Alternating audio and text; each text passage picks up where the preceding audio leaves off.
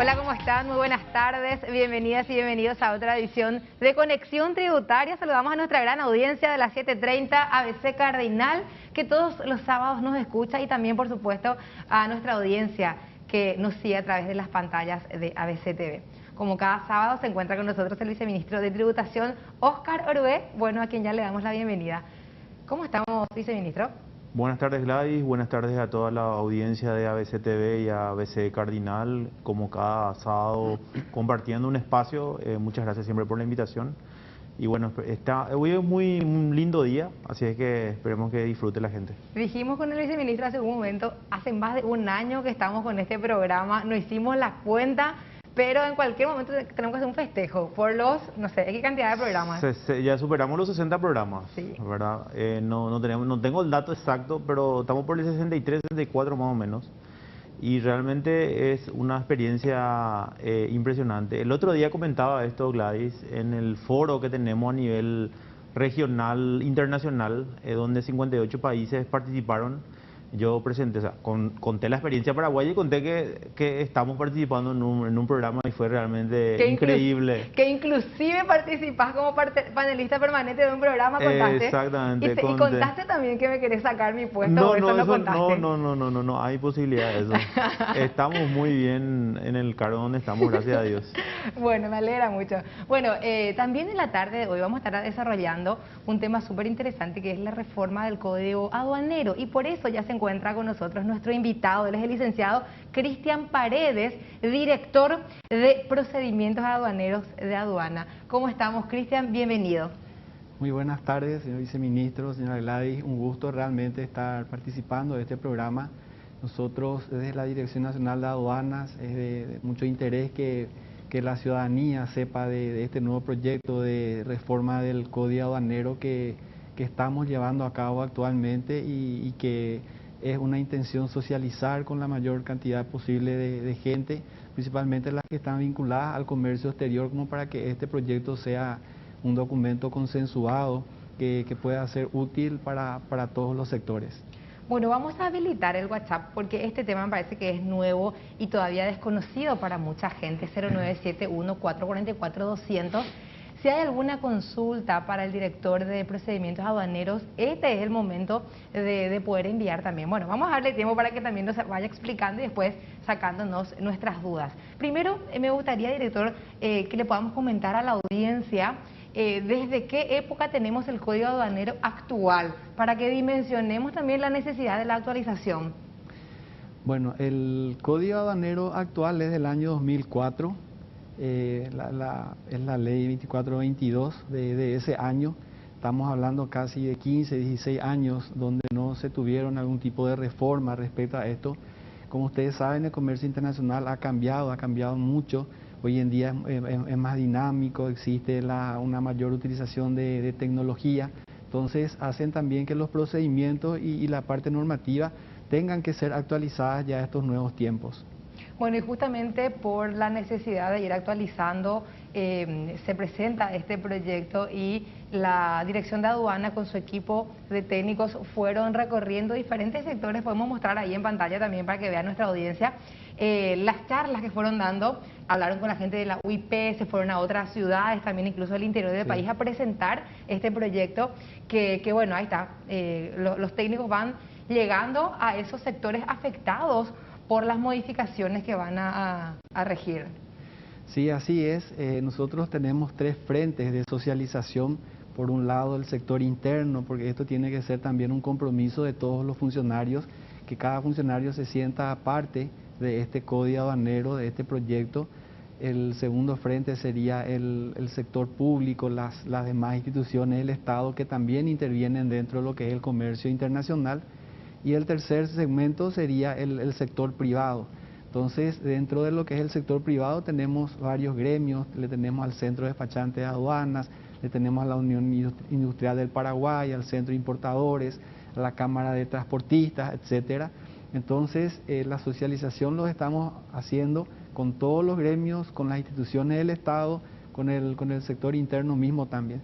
Hemos utilizado varias modalidades, a veces lo hacemos esta socialización de una manera virtual, solemos tener conferencias donde alcanzamos casi 250, 300 personas conectadas en estas jornadas de socialización, y otras modalidades que la hacemos directamente presencial. Hay un equipo técnico que está conformado para trabajar dentro de este proyecto. Bueno, y tenemos una presentación también que nos trajo aquí el director a compartir con nuestra audiencia. Ya les vamos a poner en breve en pantalla y entonces sobre esas imágenes, director, puedes ir explicándonos de qué se trata todo este nuevo proyecto. Okay. Bueno, ahí tenemos el código aduanero. Esto es lo que utilizan seguramente, que llevan a estos lugares cuando van a presentar, ¿verdad? Sí, armamos una guía de socialización como más que nada una herramienta, una metodología, una herramienta de socialización, de manera que se pueda interpretar principalmente los cambios que van teniendo a lo largo de todo el proyecto. Entonces, esta es una herramienta que utilizamos para esta socialización. Bueno, vamos avanzando entonces en la siguiente página. Bueno, aquí empieza ya desde las disposiciones preliminares.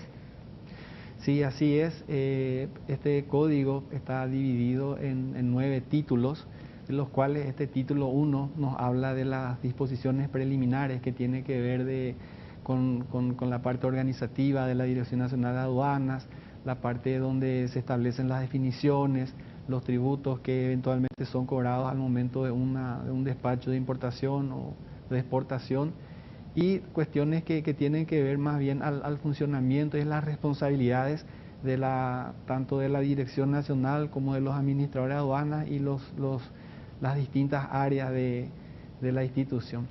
Entonces, en este título 1, por ejemplo, podemos ver que el concepto del tributo aduanero hoy en día se adecua a lo que está establecido en el Código Aduanero del Mercosur, donde en el código actual el tributo aduanero abarca el pago de los impuestos, las tasas, también eventualmente las multas aplicables, los accesorios, etcétera.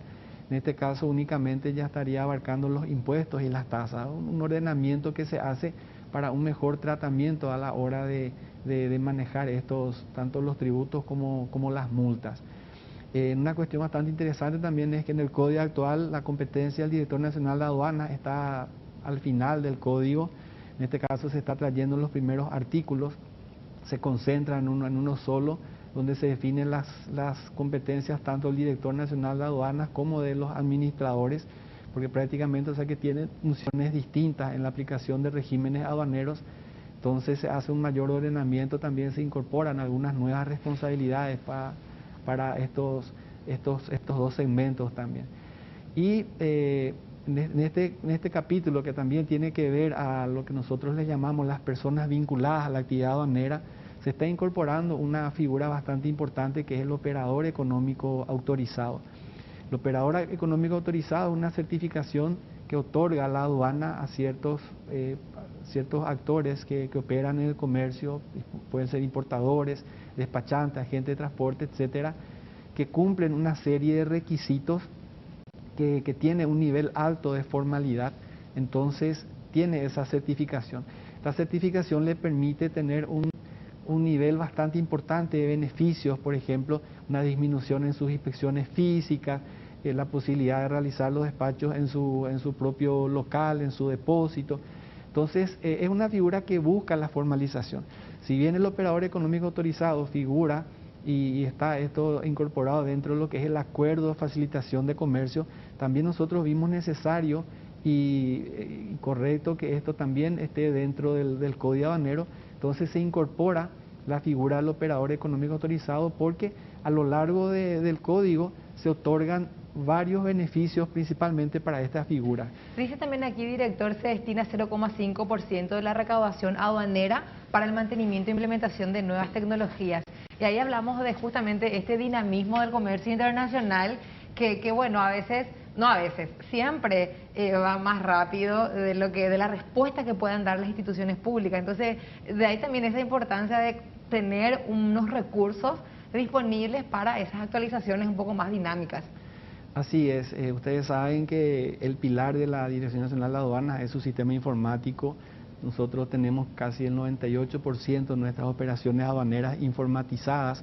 Entonces nosotros tenemos que brindar una seguridad de que este sistema tiene que estar operativo las 24 horas del día, los 7 días de la semana. Nosotros, por ejemplo, hoy en día tenemos vuelos que llegan los fines de semana, entonces tenemos que estar en condiciones de que los despachos se puedan realizar al momento del arribo de estos medios de transporte. Eso es lo que hoy en día exige el comercio. Aparte de eso, no solamente para el mantenimiento de los sistemas, sino también para la incorporación de nuevas tecnologías. Como saben, la aduana está dentro de trámites, de tratativas para la incorporación de más escáneres para el control de las mercaderías, principalmente lo que refiere a las mercaderías de exportación. Entonces, uno tiene que estar apoyado en la tecnología, y si uno no dispone de esos recursos, entonces uno no va a poder estar acorde a las exigencias y a lo que se pide en el comercio y en materia de control principalmente. En el siguiente slide hay un punto muy interesante del artículo 24 que habla de la obligatoriedad de actuar con un despachante aduanero habilitado. Y esto me lleva a la siguiente pregunta, director. Hoy, ¿cómo es el sistema? Para hacer nomás el antes y el después. Bueno, hoy en día el Código Aduanero actual permite, que dispone la obligatoriedad de la intervención del despachante de aduanas, pero en el acuerdo de facilitación de comercio, cuando se hizo la negociación para la firma del acuerdo, se dispuso que las administraciones de aduana también podrían optar por esta opcionalidad. Entonces, bajo varias reuniones entre la Dirección Nacional de Aduanas y el gremio del Centro de Despachantes, se acordó mantener esta obligatoriedad, por lo que también representa una cuestión social en el ámbito aduanero este punto. Entonces, hoy esta opcionalidad va a continuar vigente dentro de lo que es este proyecto de código nuevo. Bueno, vamos avanzando entonces en nuestra presentación que nos preparó el director. Ahí lo que sería bueno saber con relación a si las personas físicas necesitan o van a necesitar un despachante para hacer despacho de equipaje y todo eso. ¿Hoy se necesita o no se necesita despachante para hacer eso? Bueno, el código establece cuáles son los regímenes aduaneros que disponen esta obligatoriedad del uso del despachante de aduanas. Estos regímenes son generalmente las importaciones definitivas, las grandes, o sea, que lo que nosotros le llamamos las importaciones generales. Ahora, se tienen algunos regímenes que son especiales, como mencionó el señor viceministro, el equipaje acompañado, por ejemplo, en algunos casos encomienda postal, compras de courier, etcétera, donde la propia persona puede realizar los trámites del despacho. Entonces, esto está establecido. Existe una obligatoriedad que ahora va a estar en este artículo 24, pero también en el artículo siguiente dispone cuáles son los casos de excepcionalidad de la prestación de servicio del despachante. Ahí cabe una pregunta. ¿El operador económico autorizado tiene que ser necesariamente un despachante o puede ser cualquier otra persona siempre y cuando cumpla con los requisitos para ser operador? El operador económico autorizado tiene que cubrir toda la cadena logística, porque no tiene sentido, por ejemplo, que un exportador sea operador económico autorizado, pero el transportista que lleva la mercadería no tiene esa certificación. Entonces se rompe esa seguridad dentro de la cadena. Entonces todos los actores tienen que ser. Entonces el programa contempla para que tanto importadores como exportadores, despachantes de aduanas, transportistas, empresas de courier, depositarios, puedan acceder al programa y de acuerdo al tipo de persona vinculada, los despachantes tienen sus requisitos y condiciones particulares propios de ellos. Los importadores tienen otros requisitos que son distintos por la naturaleza misma de esa persona vinculada. Pero sí, o sea que los despachantes de aduanas tienen ese programa. Y la tendencia es que el propio mercado va exigiendo que estos operadores se vayan convirtiendo en operadores económicos, porque existen beneficios, estos beneficios son muy importantes. Entonces, estos son programas también voluntarios, no obligatorios, pero el propio mercado hace que una empresa importadora que quiera hacer OEA tenga que trabajar con despachantes de aduana y transportistas que tienen un nivel alto de confianza. Entonces, la propia exigencia de su certificación OEA como importador le obliga a que eventualmente tenga un despachante o un transportista que también sea certificado como EA. Por eso es que van a tener el registro y seguramente un periodo para que la gente pueda anotarse. En el siguiente Capacitarse. slide, sí, sobre todo pues es algo nuevo para nosotros. A ver, dice ahí artículo 19 del proyecto, registro ante la Dirección Nacional de Aduanas. Sí, y hoy por ejemplo, para que una persona vinculada, un importador, un despachante, tenga que registrarse ante aduanas, tiene que presentar una garantía. Los montos están establecidos en la normativa vigente. Entonces, uno de los beneficios al ser OEA es, por ejemplo, una reducción del 30% de su garantía profesional. Y una cuestión bastante importante, principalmente algo que va a impactar de una manera positiva en el sector maquilador o en el sector que trabajan bajo estos regímenes económicos como la admisión temporal, donde existe una obligatoriedad de presentar una garantía en las importaciones que van realizando. Y eso es un costo que hoy en día está presente dentro de estas operaciones. Cuando uno es operador económico autorizado va a estar exento de la presentación de estas garantías, entonces eso implica ya una disminución importante del costo, o sea que el sobrecosto de las operaciones de esta empresa, o sea que vamos a estar dando mayor competitividad a las empresas maquiladoras. Sí, hay un incentivo económico, seguro que va a tener éxito. Bueno, y a ver, nosotros estamos viendo algunas partes específicas más destacadas, pero no nos fuimos desde el inicio, desde cuándo esto entraría a regir. Bueno, el proyecto de reforma nace de una consultoría solicitada por la Dirección Nacional de Aduanas al Banco Mundial, donde inicialmente se tenía previsto trabajar en una actualización de lo que tenga que ver en los aspectos sancionatorios principalmente y en todo lo que sea con la cuestión referente a los plazos de los sumarios administrativos. Pero una vez iniciado el trabajo, la aduana solicitó que este grupo del Banco Mundial también trabaje en los demás artículos, entonces ellos proporcionaron un código completo actualizado de acuerdo a los nuevos tiempos. Esto está también de acuerdo a la legislación comparada de otros países, también está alineado a recomendaciones internacionales como el convenio Kioto revisado, el acuerdo de facilitación de comercio mismo y el código aduanero del Mercosur. A raíz de este primer proyecto que fue elaborado por la gente del Banco Mundial, la aduana conforma un grupo técnico y este grupo técnico es el que hizo el análisis de este primer borrador y hicimos algunas adecuaciones a este documento, más bien lo que tiene que ver los aspectos de redacción, etcétera. Y a raíz de ese trabajo de este grupo técnico surgió ya una segunda versión que es la que hoy en día está siendo socializada. Hoy, a raíz de las reuniones que se tienen con los distintos sectores, se tienen nuevos temas, se tienen comentarios, se tienen sugerencias que el grupo técnico está analizando ya para incorporar en los casos que considera adecuado dentro de una tercera versión que sería la que eventualmente estaría siendo elevada al Congreso. La intención que tiene la aduana es que en este mes de agosto empezar este tratamiento, ya estas negociaciones en el Parlamento para que esta ley pueda ser aprobada y que entre en vigencia desde el 1 de enero del año 2022.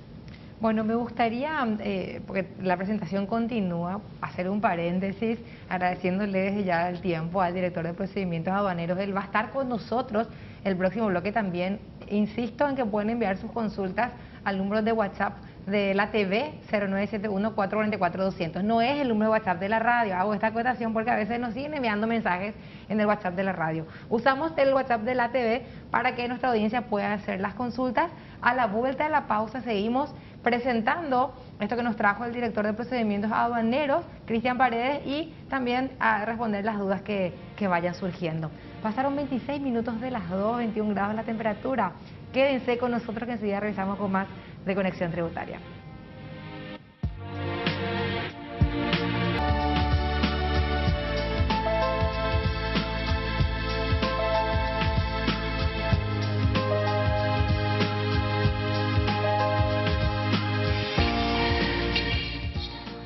Estamos en la tarde de hoy, además de contar con la presencia del viceministro de Tributación, Óscar Erué, como cada sábado, también el licenciado Cristian Paredes, director de control, director de procedimientos aduaneros de la Dirección de Aduanas. Bueno, aquí en Conexión Tributaria a veces hacemos el paréntesis, no todo es tributo, bueno, esto sí entra bien porque justo es aduana, entonces es una institución relacionada, pero a veces también hablamos de temas económicos en general y cuando la noticia lo amerita también incluso hablamos de salud, hacemos entradas en vivo. Cristian, director, estábamos mostrando a nuestra audiencia esta presentación para conocer un poco más de este nuevo código aduanero, los cambios que se fueron introduciendo, que bueno, van a entrar a regir desde enero del próximo año.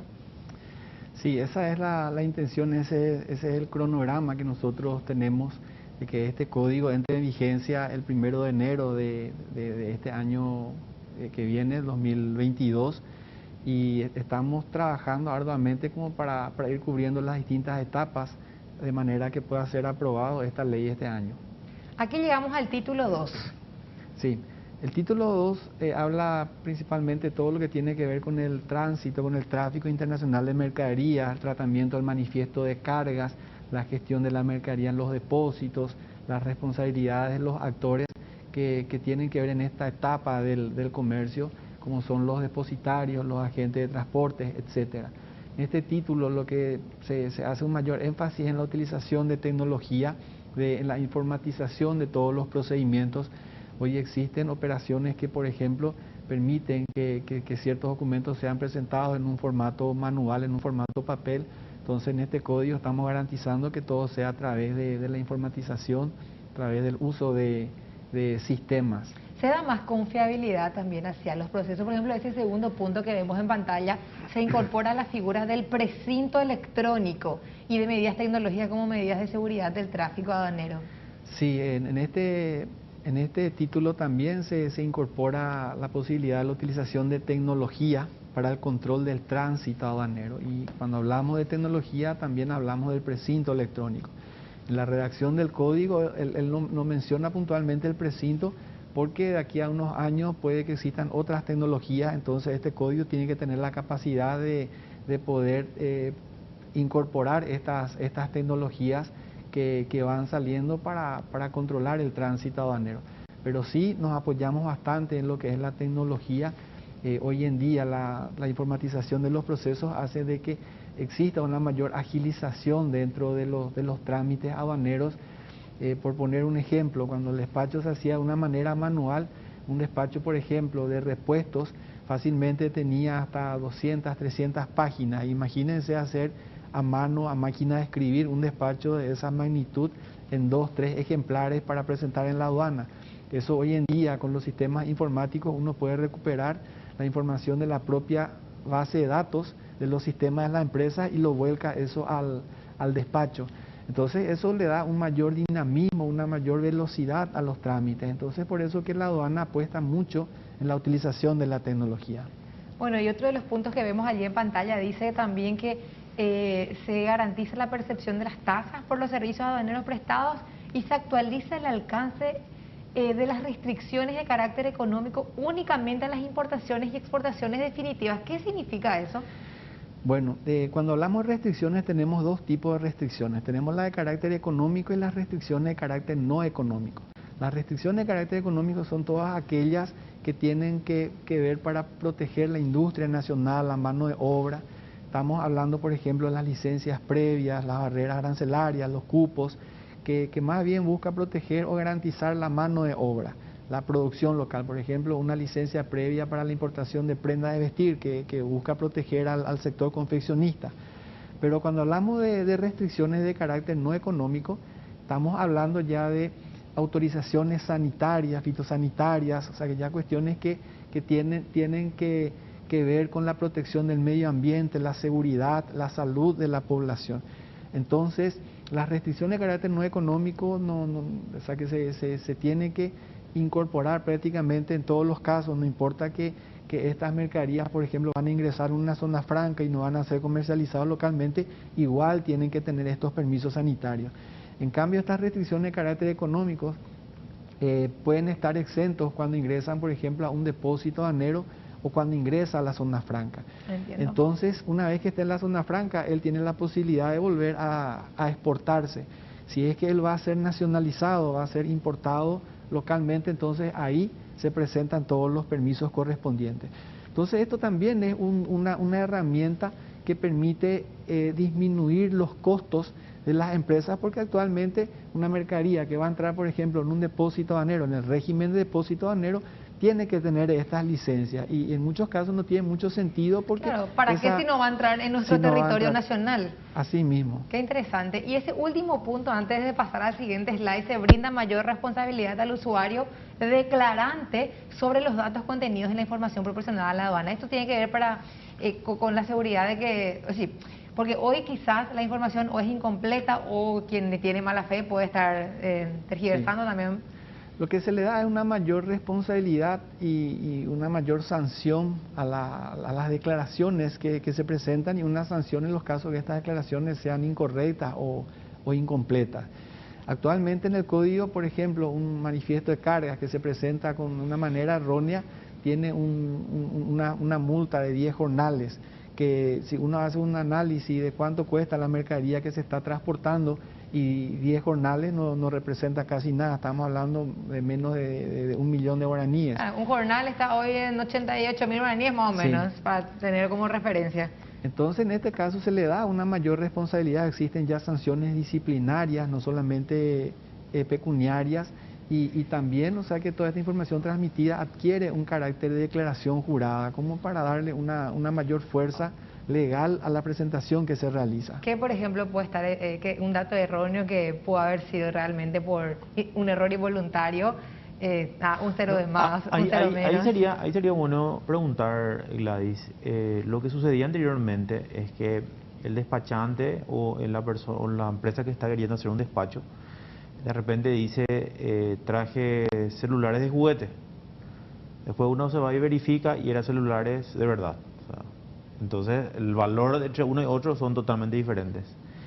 Pero yo tenía entendido, y acá el director me va a corregir, que el despachante tiene la posibilidad de poder modificar eso porque pudo haber un error y eso no genera ninguna multa. O sea, no se interpreta como si fuera que hubo una intención de mentirle. Antes de que se baje la mercadería. Antes de que se baje la mercadería, sí. ¿Verdad? Y eso me gustaría preguntarle al director si se corrige con esta nueva ley.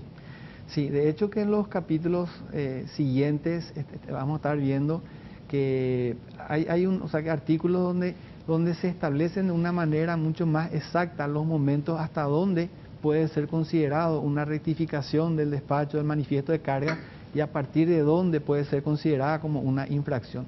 Eso es una debilidad que hoy nosotros tenemos en el código nuevo que estamos corrigiendo, en el código viejo con el que estamos corrigiendo, en el sentido de que hay mercaderías, por ejemplo, que están ya en un proceso de verificación y cuando se encuentra alguna irregularidad piden, por ejemplo, la anulación de ese despacho. Entonces la disposición legal no nos da a nosotros mucho pie como para agarrar y rechazar esa anulación. Me pillaste que robé, entonces no anula nomás esto, me voy nomás y no hay ninguna sanción. Es así mismo, entonces ahora se delimita bien esos momentos, hasta dónde yo te permito que vos puedas hacer estas rectificaciones sin que eso implique un pago de una multa o que sea considerada una infracción aduanera. Claro, y a partir de ese momento sí se aplican las infracciones. De repente vos decís, traje 10.000 celulares, pero después había sido, trajo 15.000. Bueno, ahí podés vos decir, bueno, vamos a rectificar. Pero si vos decís, traje juguetes y en realidad son electrónicas, claro, hay mucha diferencia, ¿verdad? Traje medias, pero trajiste artículos terminados, como en aquel otro caso tan sonado, que hubo, inclusive se declaraba como juguetes y adentro se encontró tecnología de alta gama y que bueno, claramente ahí, no es que te pudiste equivocar, no sé, siempre suponemos que es inocente hasta que se demuestre lo contrario, ¿verdad? Pero nada, uno siempre piensa mal, por supuesto. Hay gente que está preparándose todo el tiempo luego para ver cómo poder saltar estos controles, ya sea el caso de la CET o ya sea el caso de la aduana, así que la regulación tiene que prever todas esas, o por lo menos la mayor cantidad de esas circunstancias para evitarlas. Sí. Es así, entonces por eso es que se hace un mayor énfasis en aclarar estos momentos, porque también hay un incremento en el monto de las infracciones y no solamente la cuestión monetaria, sino también, como dije, hay sanciones disciplinarias, entonces tiene que estar bien establecido, que todo esto sea transparente y que no se tenga tanta arbitrariedad o facilidad como para autorizar, por ejemplo, una anulación, una rectificación y que todo sea mucho más eficiente. Bueno, y en el siguiente slide supongo que llegamos al título cuarto. Esto es Sí, esto en tiene, el 3. sí, esto tiene que ver ya con los regímenes aduaneros y en este punto es donde hay uno de los ítems podemos ver que habla de la anulación o la rectificación, podrá ser realizada hasta cierto momento, habla de la aceptación por parte de aduana, o sea que yo genero mi declaración de despacho y yo tengo todo el derecho y la potestad de solicitar esta corrección. Una vez que yo presente al servicio aduanero y esta mercadería entre en un proceso de inspección, entonces ya hay cualquier irregularidad o diferencia o faltas que se vayan encontrando ya corresponde a una infracción aduanera. Se crea la figura del despacho anticipado antes de la llegada del medio de transporte y de forma electrónica conforme lo establece el Acuerdo de Facilitación de Comercio. Sí, el Acuerdo de Facilitación de Comercio, en lo que habla en la parte en el artículo sobre el operador económico autorizado, establece una serie de beneficios y entre ellos es el despacho anticipado. El despacho anticipado es la capacidad que se tiene de hacer ya una declaración de importación mucho antes que la mercadería esté llegando. Hoy en día el código actual contempla esta figura, pero únicamente para ciertos tipos de mercadería que por su naturaleza sean, por ejemplo, mercaderías perecederas, inflamables, corrosivas, explosivas, que no pueden estar mucho tiempo en las aduanas, que tienen que llegar y tienen que tener un tratamiento ágil. Dentro de este segmento, por ejemplo, están las vacunas llegan y esos tienen que salir, no pueden estar demorando en su tratamiento. Entonces este despacho anticipado permite para este tipo de mercadería. Lo que acá nosotros estamos haciendo es abrir esto para el universo completo y esto es uno de los beneficios bastante importantes para lo que es el operador económico autorizado, por la disminución principalmente de las demoras que se tienen en las aduanas. ¿Qué quiere decir esto? Una mercadería que está viniendo, por ejemplo, a Argentina por la vía terrestre, él tiene todo el despacho en mano. Cuando llega a la aduana se hace una verificación física ya directamente de esa mercadería y automáticamente se autoriza su salida. Entonces no está dentro de un proceso de ingreso de mercadería en depósito, presentación del despacho y toda la burocracia que conlleva hoy en día un proceso aduanero. Entonces esto hace que le dé realmente mayor competitividad también a las empresas. Bueno, y seguimos viendo, yo estoy leyendo, director, porque hay quienes nos escuchan a través de la radio, entonces vamos también leyéndole a esas personas lo que está planteando este slide del título 3, recién había sido, después vamos a ir al título 4. Aquí también habla de que se mejora la potestad aduanera para el control de la carga postal y remesa expresa, además de la obligatoriedad de utilización de sistemas informáticos. Sí, si nosotros nos trasladamos a lo que era el año 2004, cuando se preparó el código actual, no existía el comercio electrónico, o sea que prácticamente era muy bajo, la encomienda postal se basaba más que nada en el envío de cartas de correspondencia, pero hoy en día aproximadamente el 30% del comercio mundial se mueve a través del comercio electrónico. Entonces sí, uno tiene que tener ya una mayor potestad en los controles. Este código lo que está incorporando es la informatización de estos regímenes, tanto lo que es la encomienda postal como la remesa expresa. La remesa expresa es la mercadería que es transportada por courier, por las empresas privadas de courier, y el régimen de encomienda postal es la que se realiza a través de la Dirección Nacional de Correos. Entonces la aduana está estableciendo una mayor presencia en los controles de estas mercaderías. Hay que tener en cuenta que hay mucha transacción en ese tipo de productos. Se traen muchos productos del extranjero. Y también un boom parece que fue en esta época de pandemia, que nada, todo el mundo aprendió a utilizar la tecnología y los sistemas de compra así online y bueno, se va animando también a hacer más compras de ese tipo. Sí, y hay que cobrar más impuestos también ahí. O sea, digo, hay que cobrarle a todos. Señora, pague sus impuestos. Director, nosotros acá, por supuesto, la idea también de Conexión Tributaria es difundir, contribuir a la consolidación de la cultura tributaria, sí. que de pronto se nota que va desarrollándose, pero todavía claramente nos queda largo trecho por recorrer. Seguimos avanzando entonces en el siguiente título cuarto, ya sería de esta presentación que nos trae el director de procedimientos aduaneros de aduana sobre el nuevo código aduanero. Sí, este título habla de las zonas francas, las tiendas libre de impuestos, los duty free. Entonces también se hace un mayor énfasis en la informatización de estos regímenes aduaneros. Uno siempre se concentra en los controles, en los contenedores que pasan por la aduana, pero muchas veces se descuidan estos regímenes que son particulares porque uno dice, bueno, esto es una tienda duty free, pero sin embargo son lugares muy delicados que se tienen que potenciar los controles. Entonces eso es lo que busca los nuevos artículos, la modificación de artículos dentro de este título. Bueno, y en el siguiente título quinto vamos a ver lo que plantea con respecto a comercialización de mercaderías. A comercialización de mercaderías. Bueno, en primer lugar, o sea que estamos incorporando, esta es una novedad, estamos incorporando el pago de este 1% mensual en materia de multa por las mercaderías que tienen un plazo de almacenamiento vencido. ¿Eso qué quiere decir? Que las mercaderías que están más de 90 días dentro de las aduanas, esas tienen que entrar dentro de un proceso de remate aduanero. Pero estos remates se hacen 2 veces al año, o sea que si una mercadería cae en abandono en febrero, en junio, cuando se realice el remate, ahí recién se le va a forzar como para que él haga el despacho, porque la gente no quiere que su mercadería vaya a remate. Entonces lo que busca este artículo, este interés, es la de ir generando una multa por ese rezago en el pago de los despachos. Esto también va a colaborar va a contribuir con la recaudación porque van a haber mercaderías que ya no van a estar mucho tiempo dentro de los depósitos. ¿Qué pudo haber ocurrido para que no se despache un producto? O sea, ¿por qué se queda ahí mucho tiempo? Mira, por ejemplo, en el caso de los autovehículos hay aduanas, o sea que anteriormente al menos era que se utilizaban como playa de venta de vehículos, o sea que uno se iba y el propio importador te decía, vamos a la aduana, yo te muestro y como el acceso a esto es de los depositarios, entonces en muchos casos los propios depositarios son los que le dejaban entrar a estas personas. Entonces lo que se busca es evitar que estas mercaderías estén en esta situación.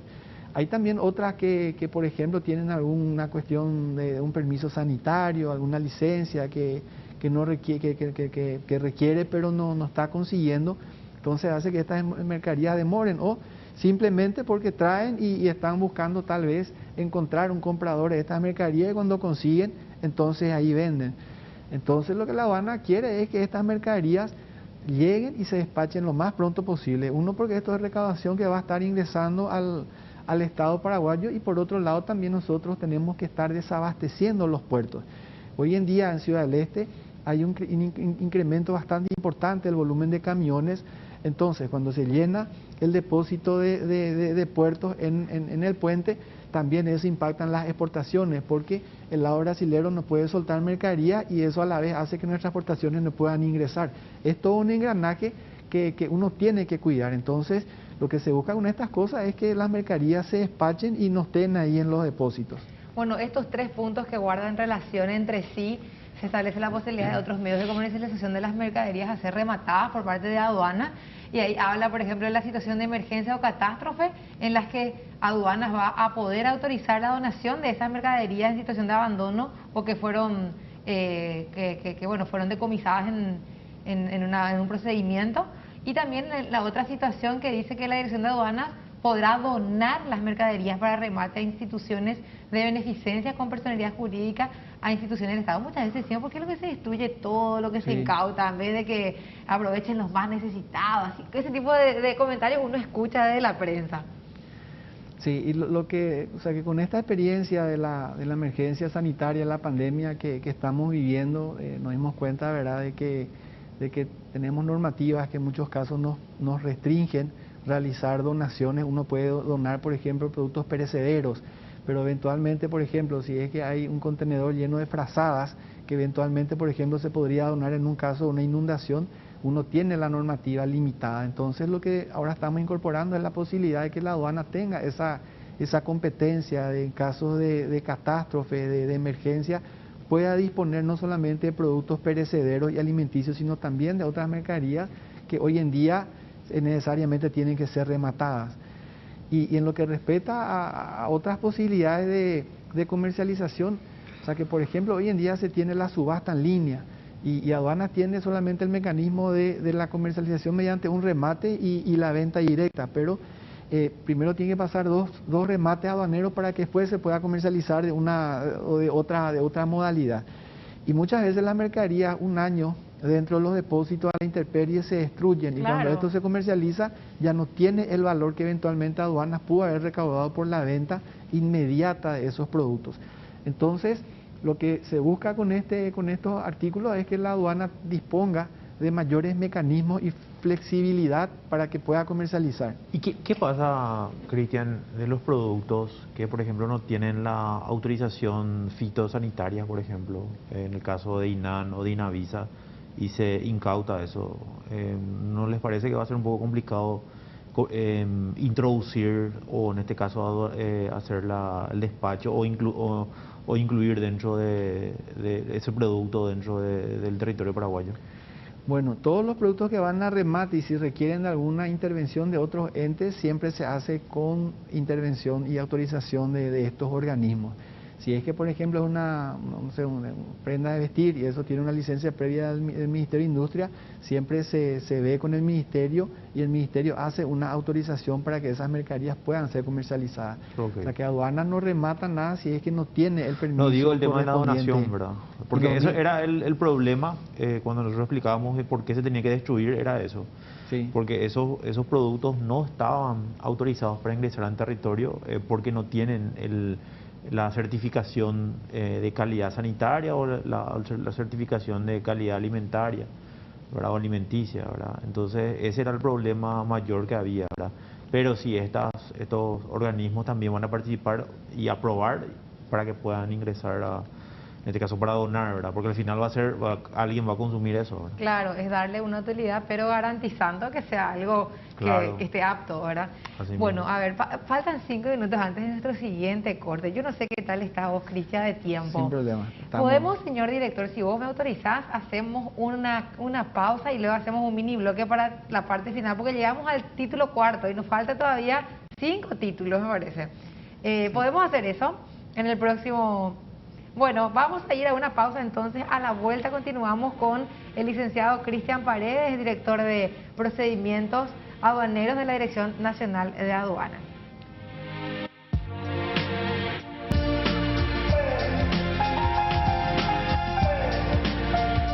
Pasaron 2 minutos de las 3 de la tarde, 21 grados la temperatura, súper agradable la tarde de hoy, en la que estamos compartiendo conexión tributaria con nuestro viceministro de Tributación, Óscar Herubé, y también el licenciado Cristian Paredes, director de procedimientos aduaneros. Nos quedamos en el título cuarto. Vamos a pasar ya entonces a esta parte de la propuesta del nuevo Código Aduanero, que habla también un poquitito de los tributos aduaneros. Sí, como mencioné anteriormente, hay un cambio en el concepto, en la definición de tributo aduanero. Hoy en día el tributo únicamente ya estaría incorporando lo que son los impuestos y las tasas, no así las multas. Las multas tienen un tratamiento independiente. Y una cuestión bastante importante es que se sustituye la tasa de servicio de valoración por una tasa por servicios relacionados al despacho aduanero. Aquí hay que aclarar que el artículo 6.2 del Acuerdo de Facilitación de Comercio dispone que las tasas que se cobren tienen que tener un pago razonable al servicio que se está prestando. Entonces, esto es un punto que siempre nos están reclamando internacionalmente los exámenes de políticas comerciales en la OMC. Entonces, nosotros ahora nos estamos adecuando a lo que establece el Acuerdo de Facilitación y también las normativas de la OMC en este punto.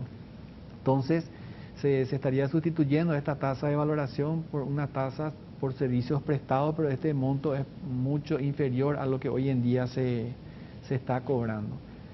Y en lo que respecta también al operador económico autorizado, como mencioné hace rato, hoy en día, por ejemplo, únicamente los organismos del Estado están exentos de la presentación de la garantía. Por ejemplo, una entrega anticipada se tiene que garantizar y si ese producto es para un organismo del Estado, entonces no está obligado a presentar la garantía, pero si es un importador normal, sí está obligado. Entonces, en este caso, para la excepcionalidad de la presentación de la garantía también se le incorpora a la figura del operador económico autorizado, o sea que van a estar exentos tanto el OEA como los organismos del Estado. Y aquí es donde yo mencioné hace rato que esto va a impactar positivamente en las empresas maquiladoras, porque las empresas maquiladoras que sean operador económico autorizado ya no van a estar obligadas a presentar esta garantía. Cambia el momento de nacimiento de obligación tributaria.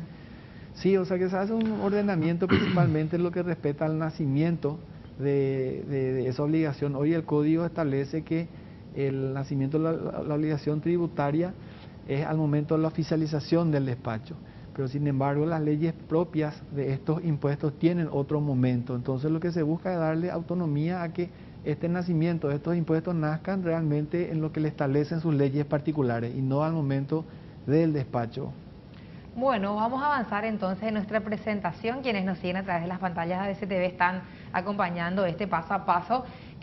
Aquí habla del artículo 8, aplicación de sistemas informáticos. Sí, este es más bien un resumen, o sea, no es un capítulo del código, porque después ya estaremos ingresando a lo que es la parte de infracciones aduaneras. Pero esto más ahí queremos llegar. Sí. Esta es la parte más entretenida. Este es un punto que habla particularmente todo el aspecto informático y tecnológico dentro del código. Por ejemplo, la obligatoriedad de que todos los procesos sean, por ejemplo, con certificaciones electrónicas, el uso de la firma digital en todos los procesos para darle una mayor seguridad jurídica y seguridad física también a las firmas que se realizan. Se está buscando que la aduana pueda establecer también su propia certificación electrónica. Hoy en día uno requiere de que esa certificación te dé un organismo externo, son las empresas que están homologadas por el Ministerio de Industria y Comercio. Entonces lo que busca es que la aduana también puedan emitir estos sistemas de confianza, porque nosotros estamos hablando casi de 4.000, 5.000 operadores que trabajan constantemente dentro de aduana y tenemos la capacidad tecnológica para brindar esa certificación.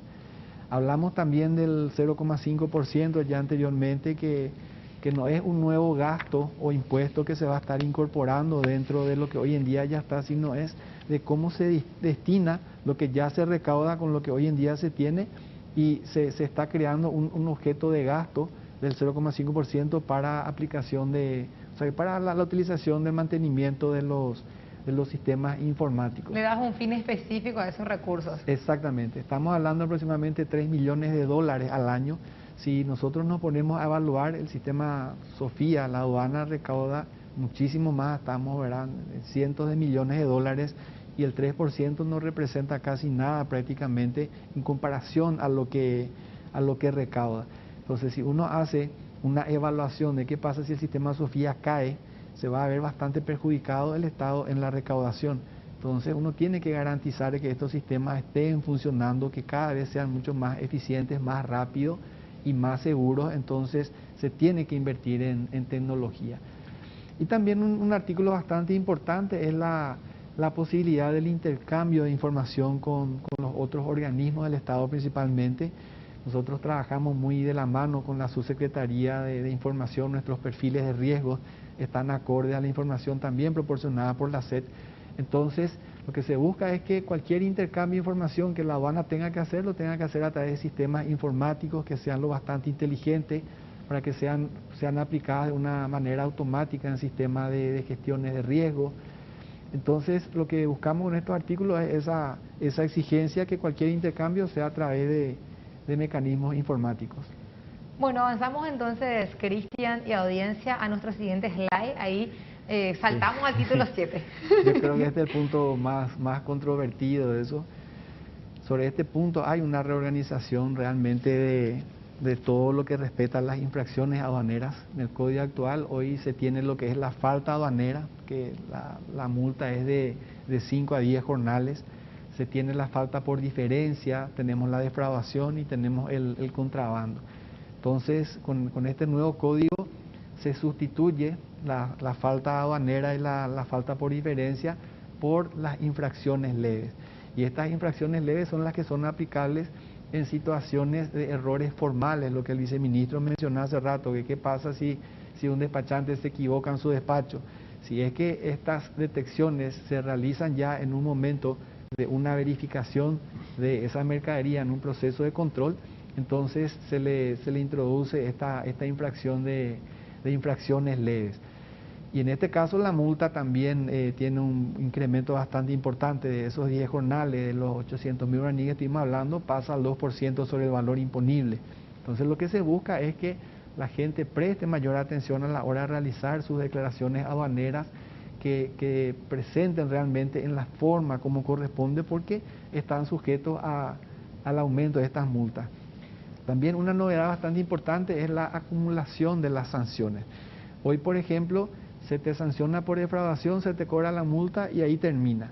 En cambio, ahora se está incorporando las sanciones disciplinarias. Entonces, uno puede tener una sanción económica, yo te multo una cantidad de dinero, pero a la vez también te puedo estar suspendiendo, te puedo estar eliminando el registro para que puedas operar con aduanas. Y las sanciones también se abre la posibilidad de que sean acumulativas. O sea, que vos tenés esta infracción, tenés este punto también donde cometiste una infracción, y a la vez o sea que la forma como declaraste tu despacho te lleva a una situación de defraudación. Entonces se te cobra por la defraudación y también se te va cobrando por las infracciones leves.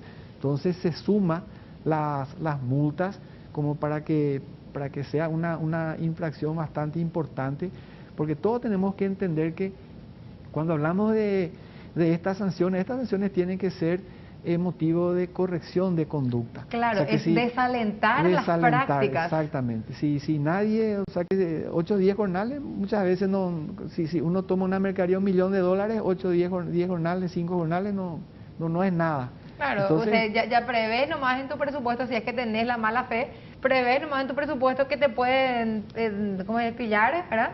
Y nada, te descuentan ese monto y no es nada.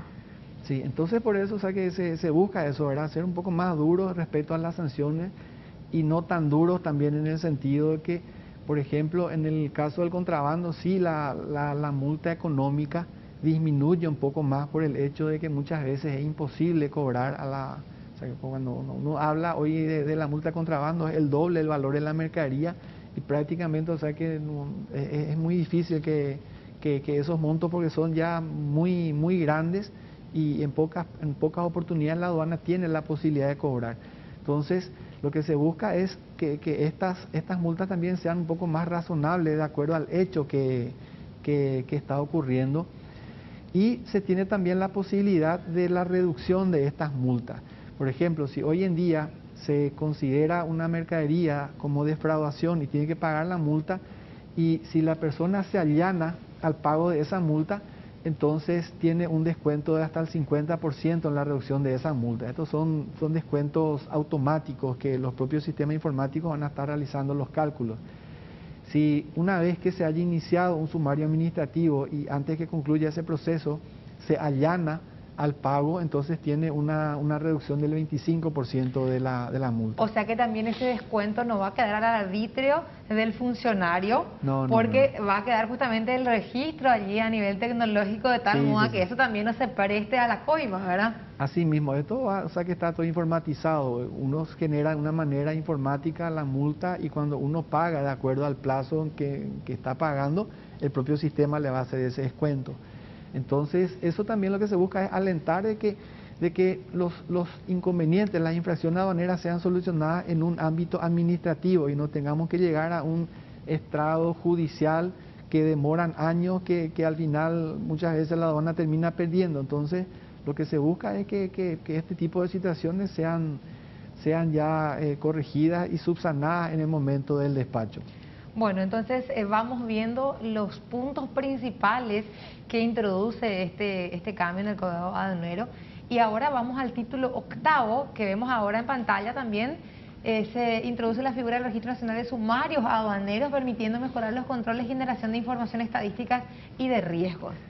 Sí, el Registro Nacional lo que busca es tener una mayor organización dentro de los procesos de sumarios, de que uno, porque como se sabe, los sumarios administrativos, los jueces naturales son los administradores de cada aduana, son ellos quienes instruyen los sumarios. Nosotros tenemos 42 administraciones de aduana, entonces muchas veces si estas cosas no están bastante informatizadas, uno no puede hacer un seguimiento más efectivo de los casos y los procesos que están ocurriendo. Entonces con este registro se va a tener. Aparte de eso también que estos son puntos, ¿verdad?, que tienen que estar a conocimiento de la ciudadanía. Por ejemplo, cuando una empresa es sancionada con una determinada sanción, bueno, la ciudadanía tiene que tener conocimiento de estas cosas porque se le tiene que dar una transparencia a estos aspectos. Me parece súper bien la transparencia en la información pública, tener la posibilidad de esos datos, me parece que le va a dar más puntos y más fortaleza a todo el sistema. Y aparte eso también es una sanción ética, porque las empresas van a cuidarse más por no estar apareciendo ahí dentro de una lista. Entonces, aparte de estas sanciones pecuniarias, las sanciones disciplinarias que hablamos, también existen sanciones éticas como la que estamos mencionando. Y una cuestión bastante interesante en este título es la creación de este tribunal aduanero. ¿Qué ocurre hoy en día? Hoy en día, el administrador de aduanas, por ejemplo, dice que un determinado caso es condenado como defraudación o como contrabando. Y existe el derecho de apelar por parte del sumariado, por parte, por ejemplo, del importador, del exportador, de apelar esa sanción. Entonces, la segunda instancia donde se trata esta apelación es en la Dirección Nacional, es el director de aduana el que tiene que decir si se ratifica la condena o se rectifica. Entonces, en muchos casos no le da mucha objetividad al director de aduanas porque muchas veces estos montos son importantes que van a estar impactando la recaudación, entonces no existe una objetividad en muchos casos para que uno pueda tomar la determinación correcta. Entonces, con el tribunal aduanero va a ser un organismo independiente a lo que va a hacer la aduana y sería la segunda instancia administrativa donde se estaría apelando esa primera condena. Y vos tenés también ahí a más personas responsables de alguna determinación que se tome, ¿verdad? Sí. Y lo que se busca es sacarle, o sea, que darle una mayor transparencia a este proceso. Bueno, esto en el título octavo, avanzamos entonces a nuestro último título, porque decías que tenía 9 títulos. Sí, este último título ya habla más bien de las disposiciones transitorias, cómo vamos a estar conviviendo con el código viejo, con el nuevo cuando entre en vigencia, porque por ejemplo si una mercadería se despacha, no sé, en diciembre, una admisión temporal y eso tiene un año de permanencia, entonces él va a estar incorporándose cuando se entró en vigencia, o sea que con el código viejo y cuando tenga que ser reexportado tiene que ya el código nuevo. Entonces más bien habla de las disposiciones transitorias. En la parte derecha de la pantalla se puede ver en la página web de aduanas, nosotros tenemos algo que le llamamos un segmento de normativas anticipadas, publicación de normativas anticipadas. El acuerdo de facilitación de comercio establece que las instituciones del Estado tienen que publicar las normativas antes de su promulgación, o sea que el sector afectado tiene que tener conocimiento que hay una resolución de aduanas que está próxima a ser firmada, de manera a tener la oportunidad de opinar respecto a eso.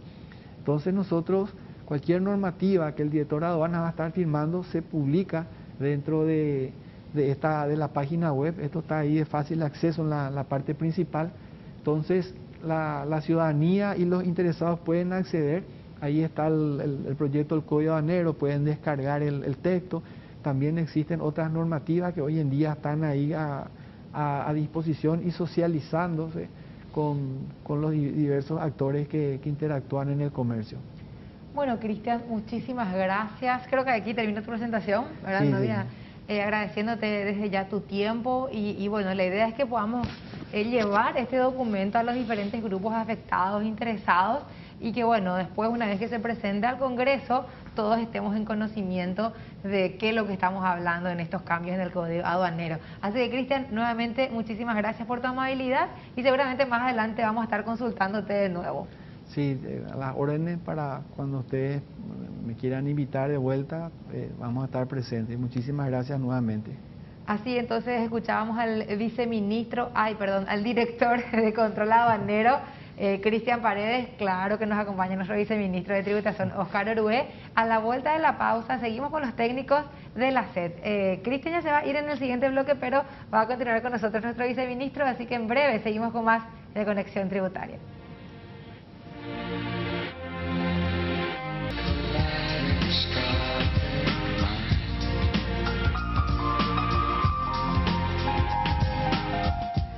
Estamos de regreso en Conexión Tributaria y en estos dos bloques finales vamos a sacarle el jugo al máximo posible a una de las técnicas de la SED que ya está con nosotros y le damos la bienvenida a Elizabeth Martínez del Departamento de Formación y Difusión de la Cultura Tributaria. Y este tema que sin duda es demasiado importante, va a seguir generando preguntas porque es nuevo aún, el registro de comprobantes.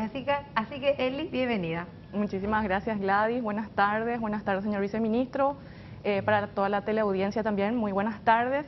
Y vamos a desarrollar el registro de comprobantes a través del sistema Marangatú, según lo que establece la Resolución General 90 del año 2021. Vamos a acompañar un poquito lo que es este tema con algunas presentaciones que las personas que nos están acompañando a través de la tele pueden ir viendo, y para los que nos escuchan a través de la radio vamos a ir leyendo el contenido. Bueno, es muy importante recordar que esta Resolución General 90 del 2021 consta de dos partes. La primera parte, por decirlo de alguna manera, es la designación de aquellos contribuyentes obligados a presentar a través del sistema Marangatú el registro de sus comprobantes. Esta lista pueden encontrarlo en el anexo de la Resolución General 90 del 2021. Y luego, a partir del año 2022, ya estaría afectando a todos los contribuyentes que sean del IVA general, del IRP por servicios personales y del IRE, pero cuando hablamos del IRE, hablamos del IRE simple. Entonces, aquí lo que estamos viendo es quiénes deberán realizar el registro de comprobantes. Los contribuyentes obligados serían lo que le he citado, y también tienen un código de obligación, dependiendo si es un registro mensual o un registro anual.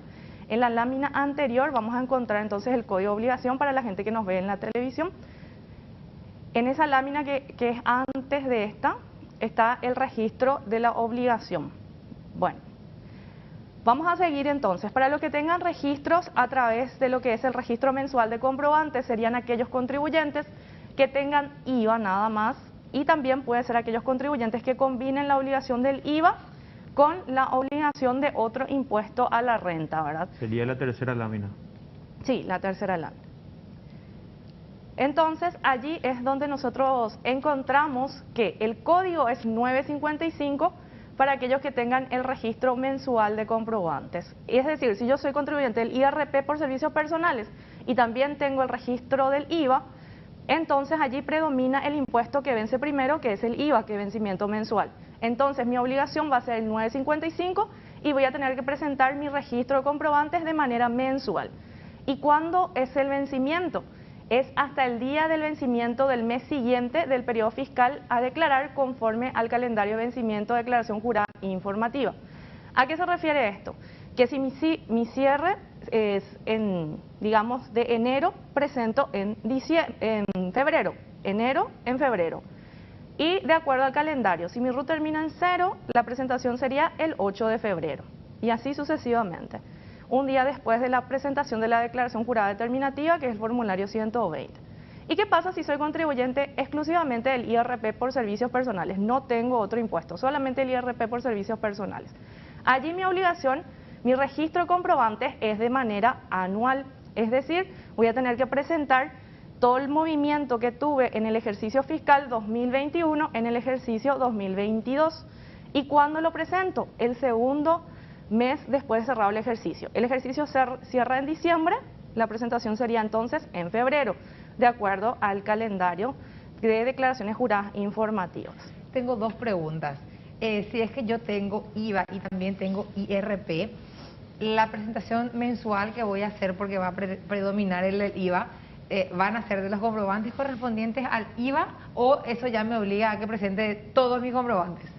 Eso lo que hace es obligar a que presente los comprobantes relacionados al IVA y también los comprobantes relacionados al IRP por servicios personales. O sea, en el caso como ese, que es mi caso, por ejemplo, que doy un servicio también personal adicional al trabajo que tengo acá dependiente, nada, yo presento luego todos los años mi IRP con todos mis documentos. Entonces lo que voy a hacer es, en vez de hacerlo una vez, voy a estar haciéndolo de forma fraccionada a lo largo del año. Mensualmente. Mensualmente. Así mismo es, exactamente. El registro, acá es muy importante resaltar que nosotros tenemos la obligación de presentar registro de comprobantes. Es algo que existe, que ya existe desde hace tiempo. Por ejemplo, los contribuyentes del IRP utilizaban el Aranduca hasta hace unos años. Así es.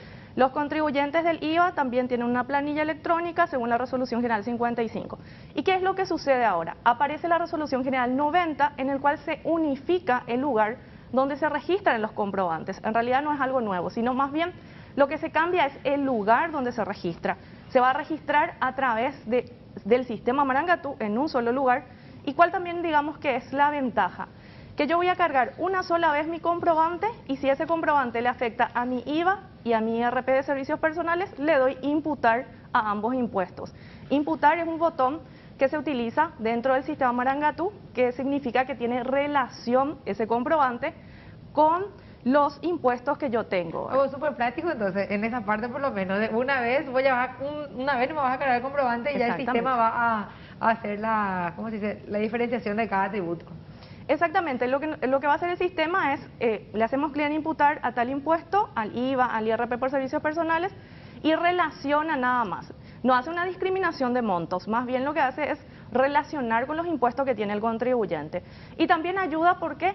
Porque se estandariza el procedimiento y se unifica el lugar donde se registra. Así es.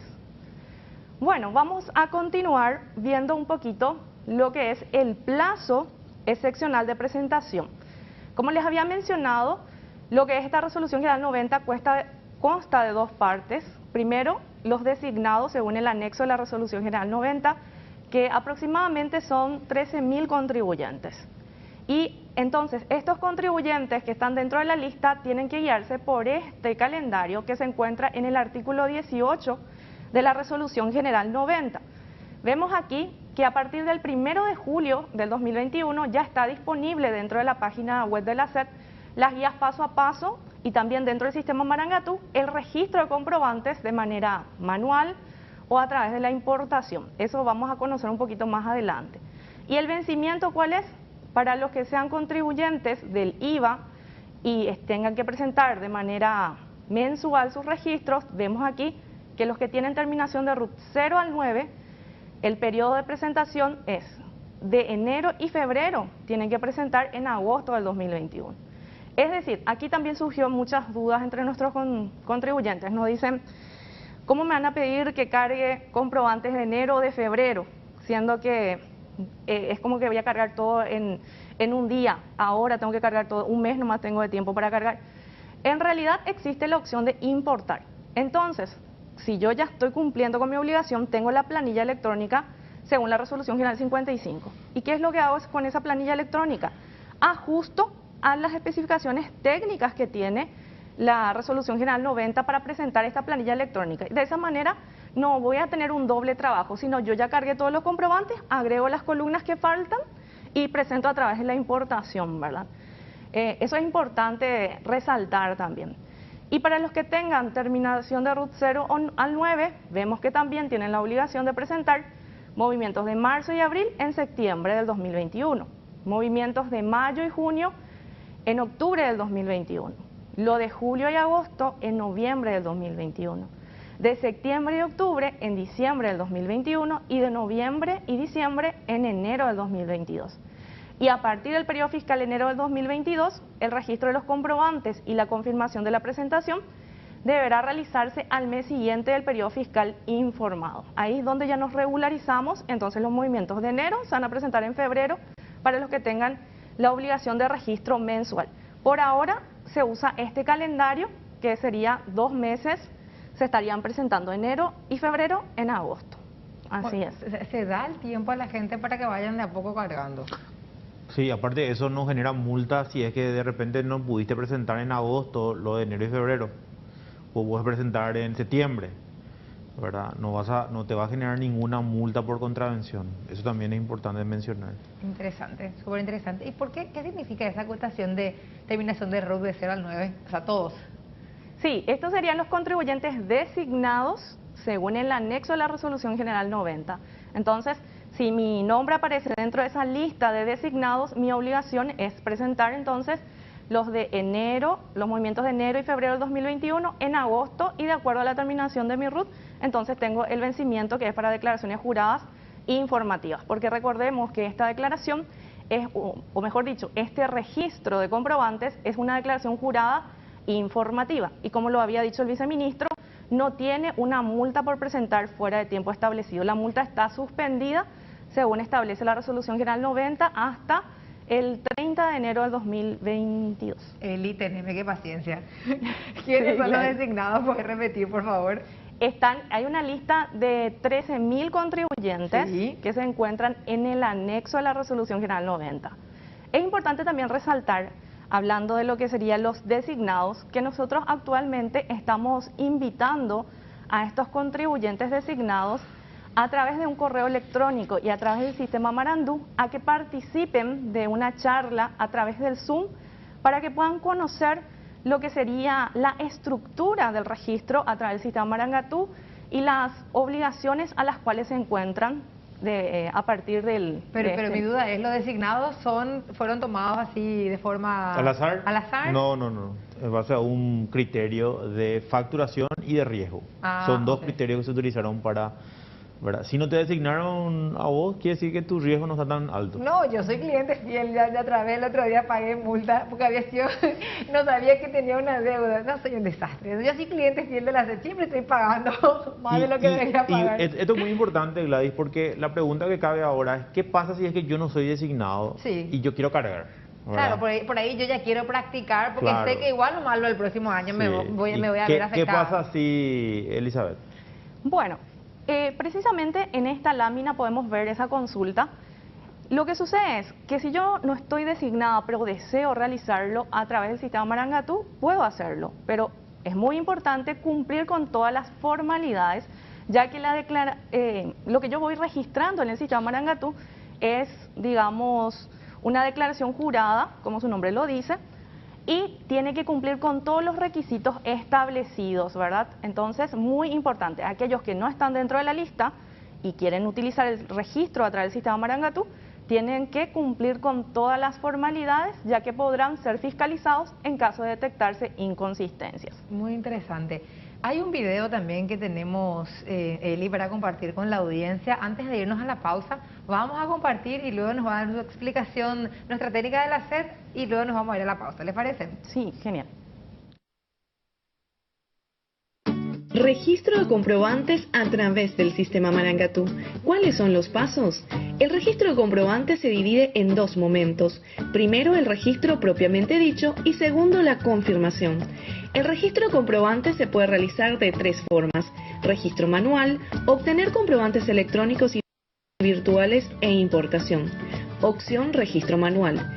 En él, cada comprobante se carga en forma individual, la validación se realiza en forma automática y se puede realizar en cualquier momento.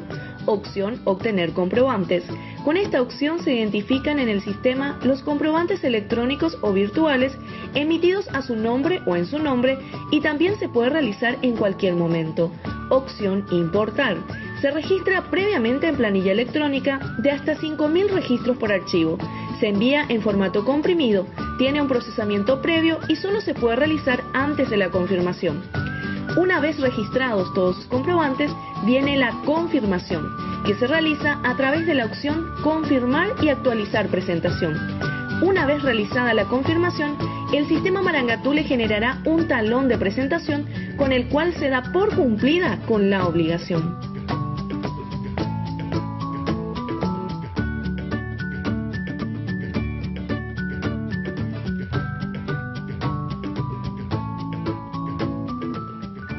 Está interesantísimo para viralizar en las redes sociales, Elizabeth.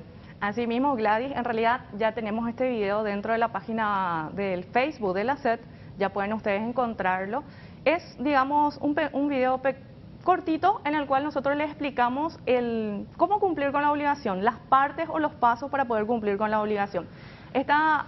Digamos, tenemos dos pasos o dos etapas: el registro propiamente dicho y por el otro lado, cuando hacemos clic en confirmar, es donde cumplimos con la obligación. Es decir, el registro de comprobantes lo pueden hacer de tres formas: a través de lo que es el registro manual, a través de la importación del archivo o a través del botón obtener comprobantes virtuales o también con facturaciones virtuales. Entonces, allí, ¿qué es lo que hacen? Cargan de a poco, por decirlo de alguna manera, dentro del sistema Marangatú, van enviando sus comprobantes. Después, lo que hace el sistema es verificar esos comprobantes. Una vez que ustedes ya estén seguros de que la información que contienen su archivo está correcto, para cumplir con la obligación hay que hacer clic en donde dice confirmar y actualizar. Entonces, de esa manera es donde se cumple la obligación. Nosotros buscamos que cada uno de nuestros contribuyentes puedan ir cargando sus comprobantes. Digamos, pueden cargarlo diariamente, semanalmente, inclusive a fin de ir subiendo de a poco los comprobantes dentro del sistema y se vaya validando. Así que cuando llegue el vencimiento le hacen clic en confirmar y de esa manera digamos que cumplen y no hay ese estrés de que ya es el vencimiento, de que todavía no se cargó todo y todo eso. A mi papá y le la última encanta hora. esto. Ah, ¿Cómo? último. Ya no hay esa última hora. Y no, a última hora. A mi papá le encanta esto. Mi fecha de vencimiento es el 17 y él desde el 30 me dice, Gladys, presentaste ya, Gladys, presentaste ya tu declaración. No, vos sabés que Gladys, mucha gente hoy me dice, aviación no es tan difícil, me dice. Aviación que es fantástico. más fácil, me dice. Lo que pasa es que había mucha desinformación y bueno, estos videos nos ayudan, un poco las capacitaciones también. Estamos capacitándole uno a uno a los 13.800 contribuyentes por la plataforma Zoom, Wow. ¿verdad? O sea, le estamos Invitando a participar invitando todos. a participar. Él le va a llegar un correo en el Marandú. El Marandú es el correo electrónico del sistema Marangatú. Ahí van a poder entrar, el link, y directamente van a poder entrar. Eso se hace personalizado, o sea, son hasta 500 personas las que participan por cada capacitación, por el espacio que tenemos, Sí. ¿verdad? Y ahí se hacen las preguntas, se responden, entonces estamos haciendo de forma personalizada las capacitaciones. Y otra cosa que quiero explicar, porque muchos creen de que hasta 72 horas recién va a tener que esperar. O sea, yo cargo una factura y tengo que esperar 72 horas para que me confirmen. No es así, ¿verdad? No es así la forma. ¿Qué es lo que nosotros esperamos 72 horas cuando importamos un archivo Excel? ¿Verdad? Ese sí puede ser hasta 72 horas si es que lo hacemos el último día, que es el día que todo el mundo carga, entonces queda como en la cola de espera. Pero si yo hago 5 días antes de que venza o sea, que sea yo designado, ¿verdad? O sea, mi vencimiento, entonces puede ser que sea en 2 horas, en 3 horas, la importación. Pero si yo cargo uno a uno mis facturas, en el momento se le valida. En el momento va a estar o aprobado o rechazado, o le va a decir falta algo o falta algún campo o no, o sea, en el momento le va a avisar. Eso es muy importante que la gente sepa, porque muchos pensaban de que supuestamente no es falta demasiado, es un desastre, y no es así. Entonces, vuelvo a reiterar, si yo cargo uno a uno, en el momento me validan. Ahora, si yo importo, porque tengo una planilla Excel que era de enero y febrero, ahí sí puede tardar el tiempo, depende de cuándo lo haga. Si lo hago más temprano, menos horas me va a tardar en hacer la validación. Bueno, vamos a ir a una pausa para cumplir y a la vuelta Elizabeth continúa explicándonos. Vamos a ver, por ejemplo, qué nos conviene más, si hacer en un Excel, cargar directamente en el sistema. Todo esto vamos a estar aclarando a la vuelta de la pausa.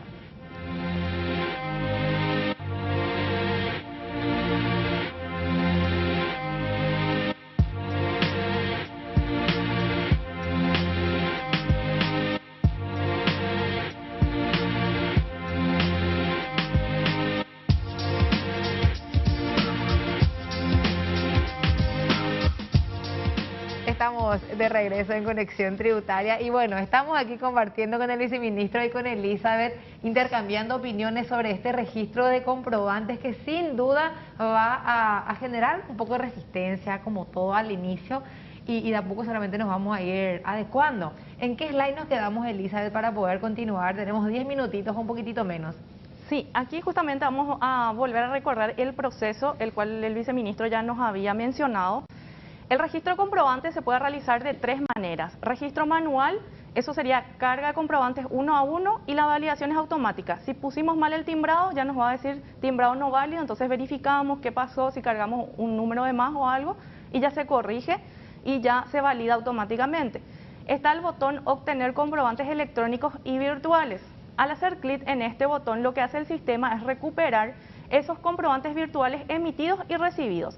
No se registra estos comprobantes de manera manual ni tampoco a través de la planilla de importación. ¿Por qué no se registra? Porque estos comprobantes ya están dentro del sistema Marangatú y lo único que tenemos que hacer es obtener esos comprobantes, seleccionar cuál es lo que queremos declarar y si imputamos a cuál impuesto. Y el tercer registro es a través de la importación.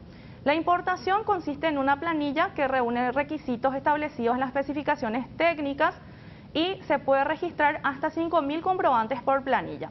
Es importante recordar que cuando enviamos una planilla, el proceso de validación es de hasta 72 horas. Hasta 72 horas. No significa que la validación de esa planilla se va a realizar sí o sí en ese plazo de tiempo. Se puede validar inclusive dentro de 5 o 6 horas, dependiendo del momento en el cual estamos enviando esa planilla. Por eso volvemos a resaltar. Es importante que puedan ir subiendo sus planillas de a poco, como se dice, ¿verdad? Para que se pueda ir validando, digamos, eso, y cuando llegue el vencimiento es simplemente ya hacer clic en confirmar y actualizar presentación, que es el botón que, con ese botón nosotros cumplimos con la obligación de presentar la declaración jurada informativa. El hecho de registrar los comprobantes no significa que ya se está cumpliendo con la obligación. La obligación se cumple al hacer clic en confirmar y actualizar presentación. Continuamos. Bueno, aquí vamos a ver el menú principal dentro del sistema Marangatú. Deben ingresar dentro de lo que es declaración informativa, hacen clic en gestión de comprobantes informativos y allí aparecen los distintos botones: registro manual, importar, anular, obtener comprobantes electrónicos virtuales, editar, confirmar y actualizar presentación. Si hacen clic en registro manual, les aparecen los tipos de registro, que son ventas, compras, ingresos y egresos. Es importante resaltar en este punto que cuando seleccionamos el tipo de comprobante, tendríamos que mirar si este comprobante reúne o no los requisitos del timbrado. En la siguiente lámina vamos a ver eso. Allí tenemos nosotros un comprobante. Lo que tenemos que hacer es mirar este comprobante y decir: ¿es mi comprobante timbrado? ¿Sí o no? Si es un comprobante timbrado, entonces se puede registrar en el libro compras o en el libro ventas. Si es un comprobante que no tiene timbrado o no reúne los requisitos del timbrado, entonces va en el libro de ingresos o egresos. Entonces, allí es donde tendríamos que hacer esa relación, mirar nuestro comprobante, ¿reúne los requisitos del timbrado o no reúne los requisitos del timbrado?, para saber en qué botón vamos a registrar. Claro, hay que tener en cuenta que cuando hablamos de que esté timbrado no quiere decir que sea legal o ilegal. Acá lo que tiene que ser claro, tenemos que ser claros, es que cuando es un documento no timbrado, es por ejemplo cuando nos vamos al peaje. Eso te decía, ¿el peaje en qué entra? El peaje entra en el no timbrado, ¿verdad? Pero es un comprobante válido. Claro. ¿Verdad? Si yo me voy a pagar un documento en alguna institución pública, puede ser que tenga y timbrado, puede ser que no tenga timbrado, depende de cómo esté registrado la institución pública. Habilitación, registro de conocimiento. Exactamente, todo eso esos pagos que se hacen de forma personal y que esté incluido, ¿verdad? Entonces, eso es importante mencionar. O sea, si un comprobante que no tiene timbrado, pero que tendría que haber comprado, por ejemplo, un supermercado o un almacén, eso tendría que estar timbrado sí o sí, ¿verdad? Entonces, esos comprobantes no van a poder ser cargados porque no son válidos. Okay. Es importante hacer esa mención porque la gente no tiene que confundir esta información. Los que no están timbrados son documentos o son comprobantes de ingresos que hacen, por ejemplo, el caso más sencillo y más claro es el caso del peaje, el pago del peaje. Así es. Y entonces, una vez que tengamos claro esos puntos, sabemos en qué botón vamos a cargar. Si tengo una liquidación de salario porque trabajo de forma dependiente, esa liquidación de salario no tiene un timbrado. Entonces, ¿dónde lo cargo? En el libro de ventas, por decirlo de alguna manera, a fin de que puedan ir relacionando los distintos botones. Estos botones, entonces, ustedes encuentran cuando le hacen clic en registro manual, encuentran los botones de ventas y compras, en el cual se registran los comprobantes que reúnen los requisitos del timbrado, los botones de ingresos y egresos, donde se cargan aquellos comprobantes que no requieren ser timbrados. Ahora vamos a ver el siguiente registro, que es a través del botón importar. Para poder importar debemos tener una planilla electrónica. Esta planilla electrónica que estamos viendo tiene que reunir todas las características establecidas en las especificaciones técnicas. Cada columna tiene que estar estructurada de acuerdo a las especificaciones técnicas. Vamos a pasar a la siguiente presentación.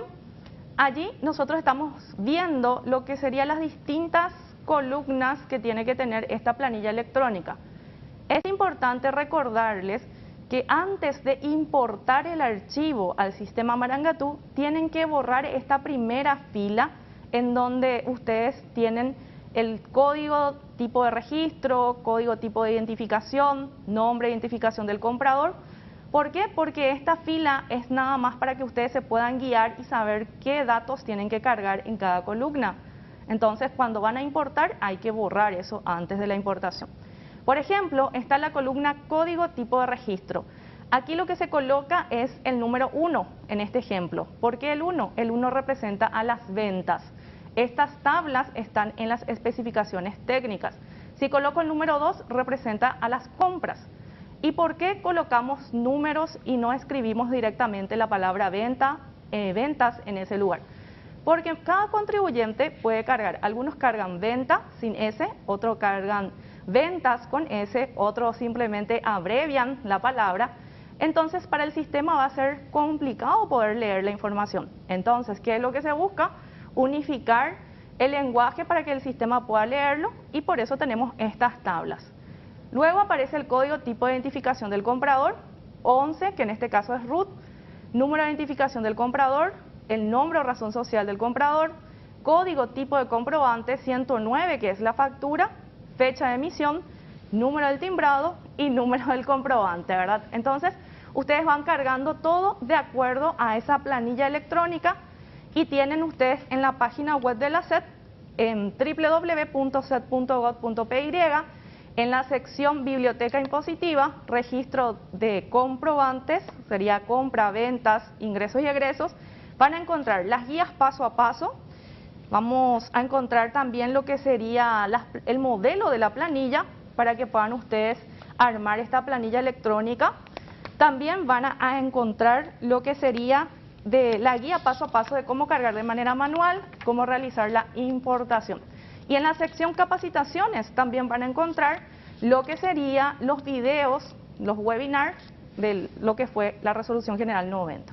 Elizabeth, muchísimas gracias. Seguramente vamos a estar desarrollando todavía más veces, porque ya lo hicimos en programas anteriores, pero claramente como es nuevo, todavía siguen las dudas en algunos casos y en algunos sectores. Hay que recordar que los programas de conexión tributaria están colgados en nuestro canal de YouTube, SED TV, así que lo pueden entrar, pueden mirar los más de 60 programas que ya tenemos, y ahí van a poder ver todo lo que hablamos del tema de la Resolución 90 también.